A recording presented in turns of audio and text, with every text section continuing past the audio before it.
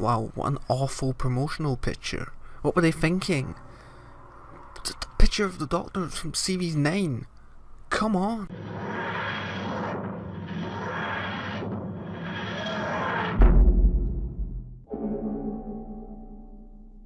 Hello, my name is Jean-Luc and welcome to my review of The Pyramid at the End of the World. Written by Peter Harness and Stephen Moffat, Pyramid leaves off from last week's Extremis, which I have watched since reviewing and enjoyed a lot more, but I'm sure I'll go over each episode and how I feel next week.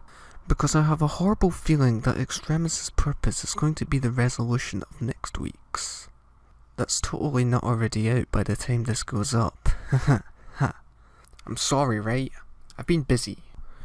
Like in Extremis, we have the same structure and storytelling where we have the two main plot points running alongside each other building up to the final conclusion. I found both parts complemented each other well and made sense of what was actually going on within the story, unlike those scenes last week with the Doctor and Missy, which to me felt like an afterthought for a bit of exposition. So what actually happened?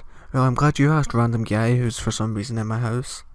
So, this pointy triangle thing is turned up on Earth and there's some scary crispy men inside. A 5,000-year-old pyramid has appeared overnight and the forces of the world need to come together for an alien invasion like no other. Was it just me that was thinking, where the hell are UNIT? Aren't they supposed to be dealing with stuff like this? No? Just me? Meanwhile, there's these two characters. Hey look, it's the dad from My Parents Are Aliens, and they're working in this biochemical lab thing. Can't remember too much about it other than Brian screws up massively, putting too much of one chemical in the other, and he forgot to close the airlocks because he had a hangover or something. Really? How did this guy get a job in a biochemical lab, but I can't even get a job in a freaking Tesco? I mean, come on. Support me on Patreon, link in the description. Anyway, so he dies horrifically, and the whole world is in danger. Of course the monks already know this, and they offer their help, otherwise everything will be wiped out within the course of a year. We're still not exactly clear on what the monks' plan is. They've shown they have the power and knowledge to easily take the planet, so why are they asking for our consent to help? Is it that they need our consent and love to do so? I don't really know, but I will say I do think it adds to their creepy factor. Obviously the Doctor doesn't trust them and tries to convince the representatives not to make the deal with them. Oops. Speaking of the representatives and side characters, they were actually really good and probably the strongest supporting cast we've had all series. Maybe it would have been a bit better to have seen a bit more conflict between them, but meh, what can you do? I know they actually removed some of the more political and heavy-handed stuff from this episode because of what happened in Manchester, so yeah, I'm not that fussed. So then a bit later, the Doctor and Nardole go off to the biolab to try and stop the disease before it spreads, by blowing it up. Also with the Doctor wanting to blow stuff up this series, first the city and Smile, and now this. Anyway, a bit later, this then plays into one of the best scenes in the episode where the Doctor gets trapped and he has to admit to Bill that he's been blind all this time, which was honestly just an amazing, powerful scene. Peter and Pearl were both fantastic in this episode. I can't fault them at all.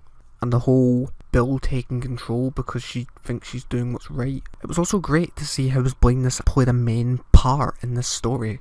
Because coming to think of it, how would it have been written otherwise? What would the sacrifice have to be in order for this conclusion? Because I was actually worried that the whole blindness thing was going to be resolved in the Lie of the Land and that was going to be why he regenerated. But this was so much better, and I'm really glad that it was a main plot and that it was actually written well into the story. Anyway, I'm rambling now. Okay, let's get into some positives. As I said, the Doctor is always brilliant. I loved how Peter played the blindness thing, and how he relied on the others around him.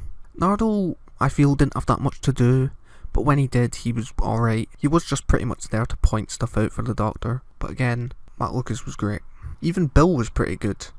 I don't know why I said that as if we're surprised. I guess I'm just glad that she finally has a bit more to do, because I've said in my last two reviews, she's been kind of put in the background and hadn't really been given much to work with, so it's good to see Pearl's back on form. So, the scary crispy men. Yeah, what to say about the monks?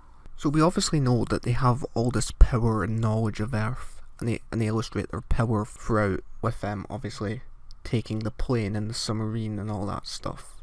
My only real worry with them is we don't know what their plan is. Obviously we've got the whole next week to worry about that, but but I feel like it's too much build up and we're not going to get the payoff we deserve, because at this point they're essentially an unstoppable force. And that's always a bad direction to take your main bad, because we know they're not going to be the unstoppable force. And yeah, I did think they were great in this episode. I guess I'm diving into next week too soon, so just ignore me really. They were good. Now for my only not so positive, this bit.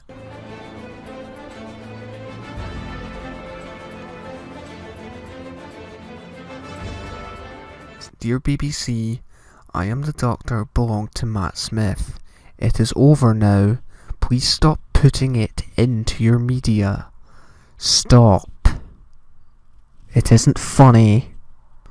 Stop it. Yeah, other than that, it was a pretty strong story. Maybe the pacing was a bit slow, but I felt for the amount of intrigue and build-up it was going for, it didn't really bother me.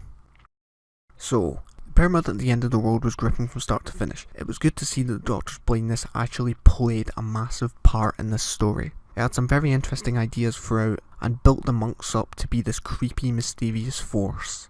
I'm giving Pyramid an 8 out of 10. So, time to see what you thought of TPATEOTW. Oh god, it's even longer to say like that. Ian Thomas McLean, my 5-word review for The Pyramid at the End of the World. Predictable, basic, more setup, 5 out of 10.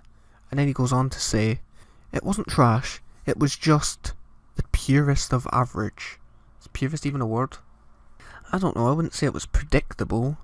Maybe the whole setup thing was, yeah, maybe we've had a bit too much setup. I mean, for our second part we shouldn't really be getting more setup, but I don't know, it had me intrigued throughout.